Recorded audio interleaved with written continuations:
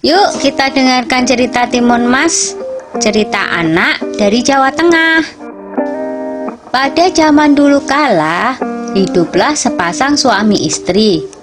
Mereka adalah petani yang tinggal di sebuah desa di dekat hutan. Mereka hidup bahagia. Sayangnya, mereka belum dikaruniai seorang anak. Setiap hari mereka berdoa kepada Yang Maha Kuasa agar segera dikaruniai seorang anak. Suatu hari, seorang raksasa melewati tempat tinggal mereka. Raksasa itu kemudian memberi sebuah biji mentimun. Tanamlah biji ini, nanti kau akan mendapatkan seorang anak perempuan, kata raksasa.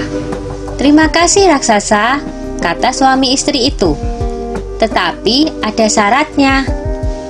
Pada saat usianya 17 tahun, kalian harus serahkan anak itu kepadaku, saut raksasa.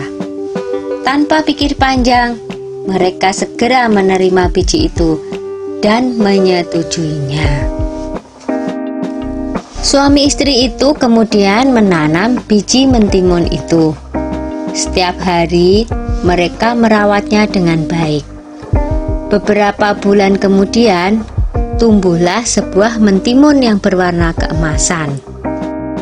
Buah mentimun itu semakin lama semakin besar dan berat. Ketika masak, mereka memetiknya. Dengan hati-hati, buah itu pun mereka potong. Betapa terkejutnya mereka, karena di dalam mentimun itu ada seorang anak bayi perempuan yang cantik dan lucu. Tahun demi tahun berlalu, Timun Mas tumbuh menjadi gadis yang cantik jelita. Kedua orang tuanya sangat bangga padanya. Tapi mereka juga takut, karena pada usia 17 mereka harus menyerahkan Timun Emas kepada raksasa sesuai dengan perjanjian mereka. Ketika Timun Emas berumur 17 tahun, si raksasa datang. Pak Tani berkata, "Tunggulah sebentar, Timun Emas sedang bermain. Istriku akan memanggilnya." Lalu ia segera menemui anaknya. "Anakku, ambillah ini," kata Pak Tani sambil menyerahkan sebuah kantong kain.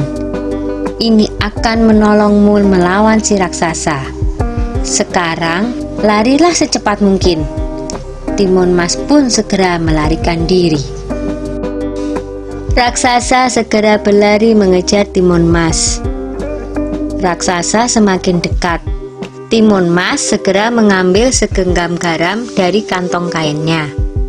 Lalu garam itu ditaburkannya ke arah raksasa. Tiba-tiba muncullah sebuah laut di depan raksasa. Dia terpaksa berenang dengan susah payah. Timun Mas berlari lagi, tapi kemudian raksasa berhasil mendekatinya. Timun Mas kembali mengambil benda ajaib dari kantongnya dan dilemparkannya ke arah raksasa. Seketika muncullah pohon dengan ranting dan duri-duri tajam menghalangi si raksasa.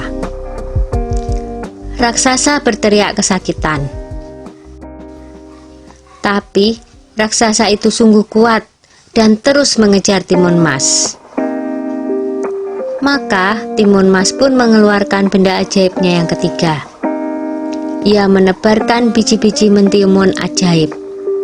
Seketika itu pula tumbuhlah kebun mentimun yang sangat luas. Sampai akhirnya Timun Mas melemparkan benda ajaib terakhirnya, yaitu segenggam terasi udang yang berubah menjadi danau lumpur yang sangat luas. Raksasa itu akhirnya terjerembab di danau lumpur itu dan tak bisa lolos lagi. Timun Mas selamat dari kejaran raksasa. Timun Mas pun kembali ke rumah orang tuanya. Ayah dan ibunya sangat senang melihat Timun Mas berhasil selamat. Sejak saat itu, mereka hidup bahagia bersama-sama.